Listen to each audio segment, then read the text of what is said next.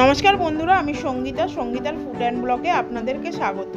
আজকে আমি নতুন ধরনের একটা পায়েস তৈরি করেছি কেশর, কাজু, কিশমিশ আর আমন্ড দিয়ে।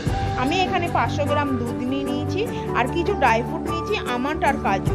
এখানে একটু কিশমিশ নিয়েছি, একটা আমুল দুধের প্যাকেট নিয়েছি। এবার আমি গ্যাসে আমি দুধটা বসিয়ে দিয়েছি, তার সাথে আমি একটু ঘি দিয়ে দিয়েছি। চালটা পরিষ্কার করে ধুয়ে আমি ঘি মাখিয়ে নিয়েছি।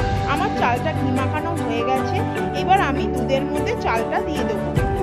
দিয়ে দেওয়ার পরে তারপরে আমি ভালোভাবে ফুটে আসলে তারপরে আমি কিশমিশ দিয়ে দেবো। কিশমিশ দেওয়ার পরে কাজু বাদাম দিয়ে দেবো। ভালোভাবে ফুটে আসলে তারপরে আমি 1 বাটি চিনি এর মধ্যে দেবো। আর মিষ্টির আইটেমে একটু নুন দিলে টেস্টটা ভালো হয়।